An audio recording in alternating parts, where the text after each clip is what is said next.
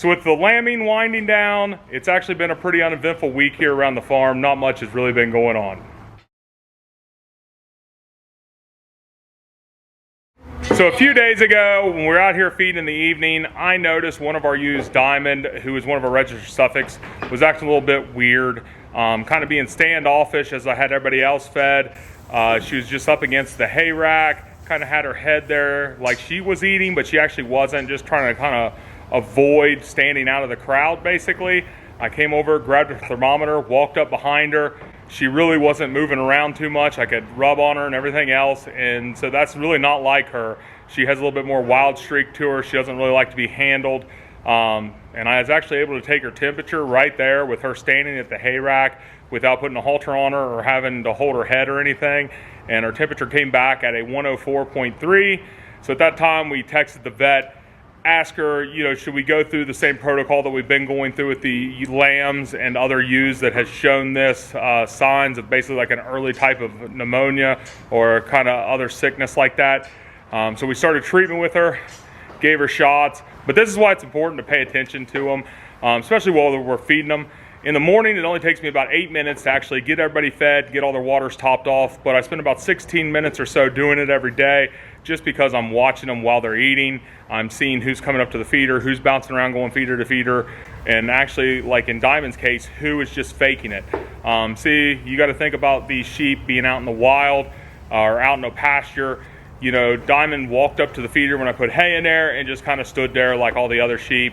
But then when I got up in the pen with them, got up next to them, all the other sheep left, went to the other feeder, trying to avoid me, just stay away from me, keep an eye on me, but they don't want to be around me too much. You can see it really clearly here with all the other sheep here at this other hay rack eating, walking around, head up, looking around alert, and Diamond's just standing at this hay rack, basically faking it, making it look like she's up and healthy and everything else and eating.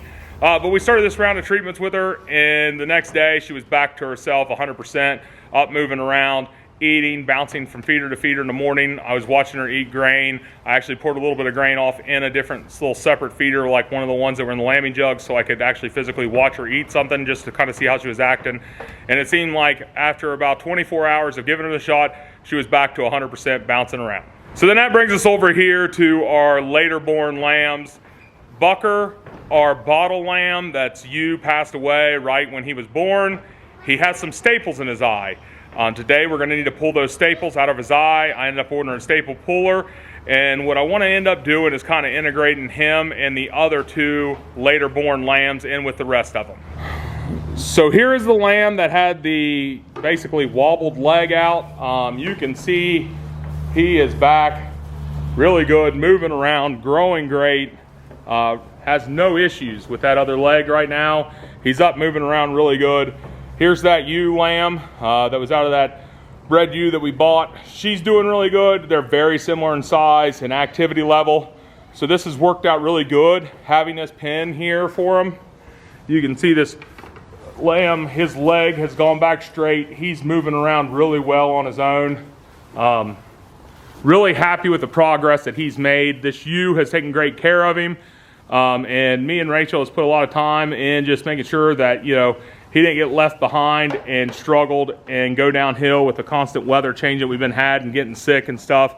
He actually had to touch that pneumonia. We ended up giving him shots and he bounced right back, and he's just healthier all around, acting basically like no big deal with that leg, like it's never even happened. So what we want to do today is pull Bucker's staples and get him out, and then put him back and leave everybody in here for the night just the same way that they've always been. What I'm thinking about doing is integrating that Sidel lamb panel that we have here upside down to use it.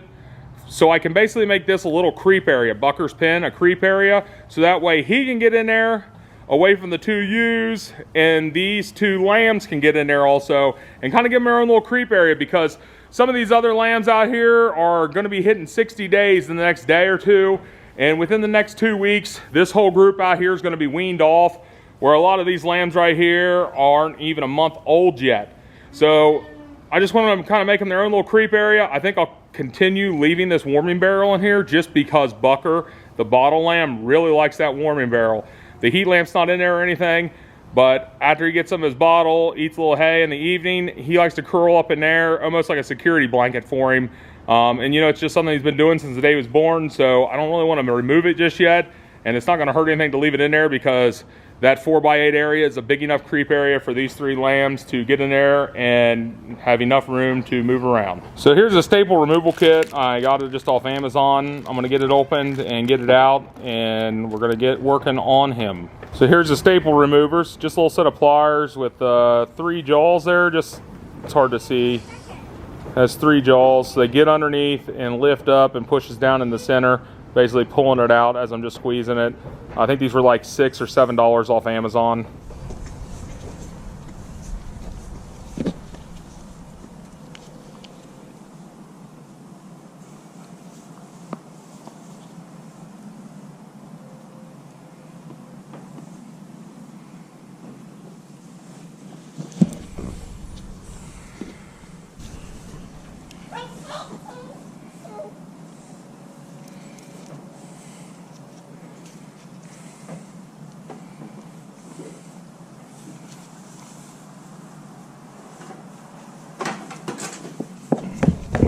Got one.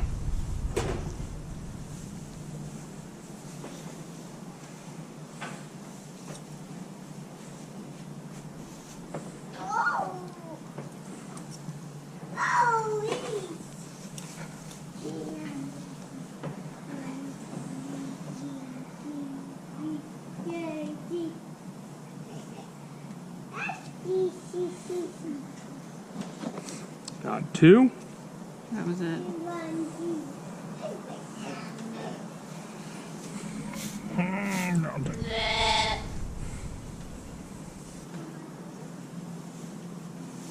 So it has been a week since we removed those staples from that lamb's eyelid, and that's the first time I've ever had to do that myself, so I wanted to keep an eye on him. But he seems to be doing just fine here. He's still in his little area.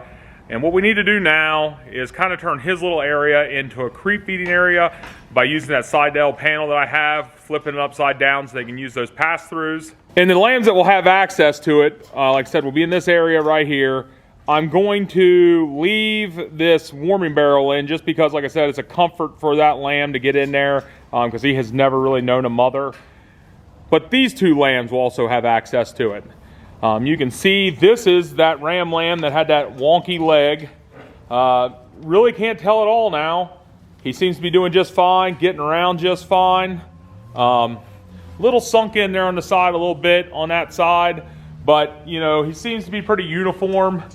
But he gets around just fine, hopping around, playing like a normal lamb. And then there's that ewe lamb that was born out of this purchased ewe that we got there in December at the ewe sale. And she was just a couple weeks behind everybody else that's over here in the main pen. And because we didn't want that lamb that had that wonky leg rooted out or getting hurt over here in the creep area, and this other ewe lamb, because she was a little bit smaller than everybody else in general because of age, and also she's out of that small framed ewe, we have them here in their own area. But now that they seem like all 3 of these lambs are starting to catch up and doing good, I want to give them their own access right here to a creep area. So to do that, I'm going to remove this 8-foot gate right here and these 2 4-foot gates that I have. Replace the 2 4-foot with another wood 8-footer right there. So that way, I believe the side-dale panel I have is a 5-foot panel, and I'll just tie it in with wire to one of those 4-footers there and give these guys a little bit of an area and see how they like it. As soon as I started moving these gates around and setting this wood gate across here, that lamb took off and is kind of taking cover inside this warming barrel. Like I said, it's a really good security blanket for him. It's really all he's known, but he's in there hiding out. Made some noise out here that he didn't like, and he went in there. And that's one of the reasons why I'm leaving this set up in here, even once we have the creep feeding area set up for him, just because that comforts him. He knows it's a safe spot for him. And if these other 2 ewes start getting mean to him out here, he can, you know, hide and take cover in there. They can't get through the creep area, but it just gives him something to feel comfortable at, because obviously that's how he feels about it. So here's the finished product. I got that gate mounted in there with the big holes in the bottom. I just made a loud noise getting the other gate out, and so he retreated back there into the barrel. But I got it set up. I got a bunch of wire holding that all together, so I'm not worried about a pinch point there. This green gate's tied into these 12-foot gates, the same as the others were. It's on this side of the 2x4, so it can't be pushed back. And I got it wired in front of the cross post there on that gate. So I'm not worried about the ewes being able to push it in and crush anybody. It's in there really solid. But now we just got to give them some time to see if these guys want to use it.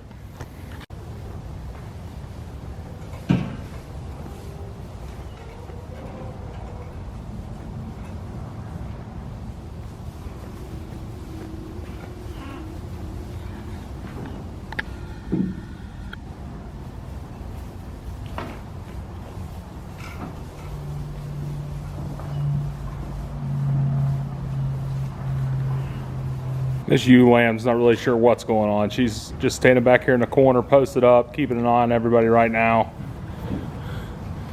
She's not overly like running up to see what's going on all the time, friendly anyway, but she's just checking the things out right now. The other thing I'm wondering is, because this gate, I see a lot of pictures of people having it set up in their jugs for an escape for the lambs away from the ewes. I know that these bigger lambs right now that are pushing right out like 55 days old probably wouldn't fit through there, but all three of these lambs are on the smaller side. They're later born, but anyway, in general, they're smaller, out of smaller framed ewes, except for this guy. This guy's out of a large frame Suffolk ewe that we had, and the crossbred ram that we got. So I'm not really sure how he'll grow, but I really don't see a reason why he can't fit through there. He's only just a little bit taller than it, and you know, I see the big lambs over there on the other side going through that gate, which they stand about a head taller than right now. But like these two here should be able to fit through it also. But I'm not putting any feed in there tonight just because this is new to all of them. And if I go ahead and set up a feeder over there, I like to be able to keep an eye on these lambs once I offer them creep feed for the first time, just make sure I don't have any bloating issues or anything like that, especially out of this group, because these two here has been pretty pampered by their mothers, and he has been on 100% bottle diet this whole time. We're trying to introduce creep feed to him really slowly, and that's why when I give it to him in a feed trough over here for him and these other two, I want to be able to be out here keeping an eye on them, just making sure they don't bloat up on me. So here's the little guy. He made it out of his pen through the creep area back in this pen. I just got back from checking on the cows and noticed that he was in there at the feeder up here getting some hay. The ewes weren't really bothering too much. This one right here was kind of sniffing on him a little bit, but she didn't knock around on him. That's what we wanted to see. It'll be good for him to be in here with these other two lambs.